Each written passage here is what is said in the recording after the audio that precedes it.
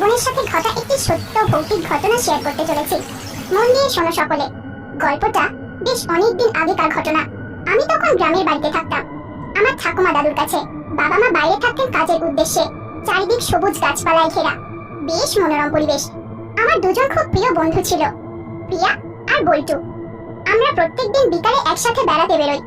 একদিন বিকালে, অনেকদিন ওই খালপাড়টায় যাওয়া হয়নি, চল একটু ওই দিকটাতে যাই।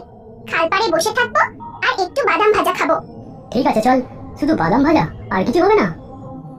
এই মামার থেকে কানা মামাই ভালো, চল আজ ওই দিয়েই কাজ চালিয়ে নেবো। আমি প্রিয়া বল্টু খালপাড়ে চলে আসি। সময়টা বসন্তকাল, বেশ ঠান্ডা ঠান্ডা হাওয়া দিচ্ছিল। তিনজনে দাঁড়িয়েছিলাম। হঠাৎ করে বল্টু বলে উঠলো, এই শোন না, চল আজকে আমরা একটা খেলা খেলবো। বেশ রোমাঞ্চকর হতে চলেছে আজকের খেলাটা। কি রে বল্টু, কি খেলবি? যেমন দাঁড়িয়ে আছি একটু দাঁড়িয়ে থাকি না। দাঁড়া তো তুই। আজ আমরা নৌকা করে ওই পারে যাবো, তিনজন তিন দিকে লুকাবো। অ্যাকচুয়ালি লুকোচুরি খেলবো। একটু পরেই সন্ধ্যা হয়ে যাবে, দেখবো কে কাকে আগে খুঁজে বার করতে পারে। যে প্রথম ধরা পড়বে কালকের পার্টিটা কিন্তু তাকেই দিতে হবে। এই সন্ধ্যা হয়ে যাবে, আমার মা তো আমায় বকবে। আমি যাব না, তোরা যা। তুই না প্রত্যেকবার খেলার মাঝে ব্যাগটা দিস। তুই বাড়ি চলে যা, আমরা যাবো না। কাল থেকে আর আমাদের সাথে আসবি না তুই, ভিতু। না বাবা, তোরা যাই বল, আমি যাব না। আমার মা বলেছে ওই জঙ্গলটাতে অনেক ভূত আছে, তোরা যা। কি ভূত? এই যা, নিজে খেলবে না বলে আমাদের খেলাটা বন্ধ করবে না তুই। আমি আর বল্টু যাব। আমি আর বল্টু প্রিয়ার কোনো কথাই শুনলাম না। প্রিয়া একা একা বাড়ি চলে গেল। দেখতে দেখতে সন্ধ্যা হয়ে আসলো।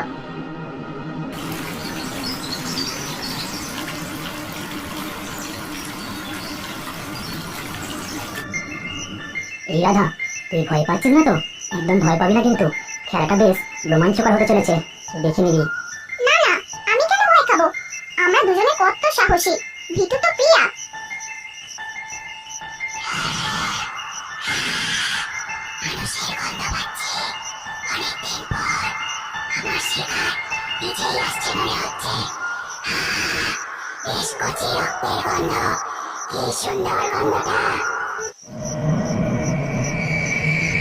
চারিদিক বেশ অন্ধকার, শেয়াল ডাকছে, গাটা বেশ ছমছম করছে এবার।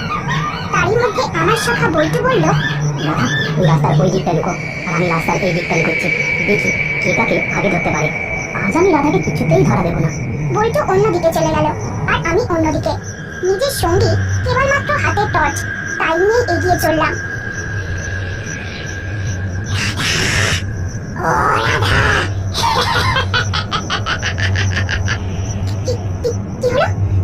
কে আমার নাম ধরে ডাকছে? নিশ্চয়ই ওই বদমাশটা ভূতে ভয় দেখাচ্ছে। আমি কিছুতেই ভয় পাবো না।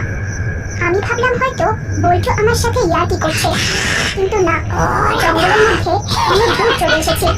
মনে হয় পথ হারিয়ে ফেলেছি। অনেকক্ষণ ধরে ওকে ঘোরাবো আজ এই জঙ্গলে, দেখবো শেষমেশ ও কি করে।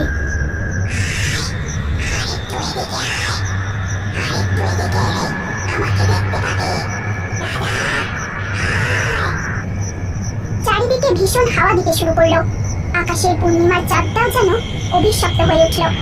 আমার সারা শরীর যেন ঠান্ডা হয়ে আসছে। আমার এমন কেন অদ্ভুত অনুভূতি হচ্ছে? আমার সারা শরীর ঠান্ডা হয়ে যাচ্ছে কেন? আমি কি কোনো বিপদে পড়লাম? আর আমি এসব কি শুনতে পাচ্ছি? না, এটা তো বল্টুর গলা নয়। কে তোকে আমার নাম ধরে ডাকছে? কে কে তুই?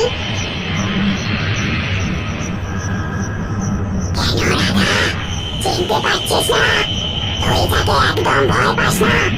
আমি সেই ব্যক্তি। আমি একা নই, আরো অনেক সবাই আছে। আমার কোনো ক্ষতি করো না, আমার ভুল হয়ে গেছে। এত রাত হয়ে গেল, জানিস না এত রাতে কারা বের হয়? বড্ড সাহস না তোদের? আমরা সবাই কি সুন্দর আড্ডা দিচ্ছিলাম। দিলি তো আড্ডাটা বন্ধ করে। চলো চলো যাই, মেয়েটার ঘাড় মটকে দিই। না না, এমন করো না আমার সাথে। আমার ভুল হয়ে গেছে।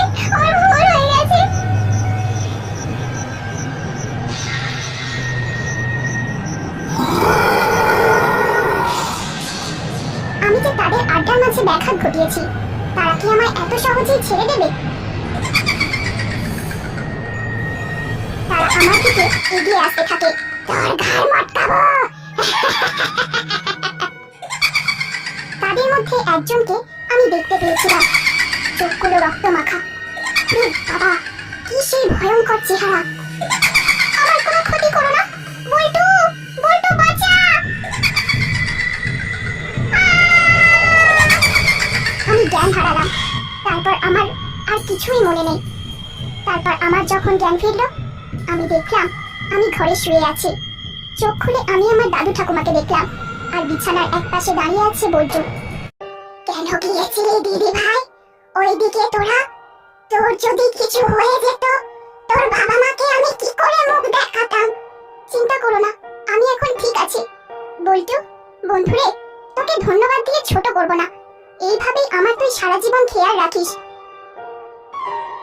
যেমন কথা তেমন কাজ। আজ বল্টু আমার হাজবেন্ড। কি গো, চলো শুয়ে চলো, অনেক রাত হয়েছে। আর গল্প করতে হবে না, আবার পরে গল্প বলবে। সে সারা জীবন আমার আগলে রাখার দায়িত্ব নিয়েছে। যাকে কেমন লাগলো তোমাদের এই সত্য ভৌতিক গল্পটা? আমাদের অবশ্যই কমেন্ট করো। খুব তাড়াতাড়ি দেখা হবে পরের গল্পে।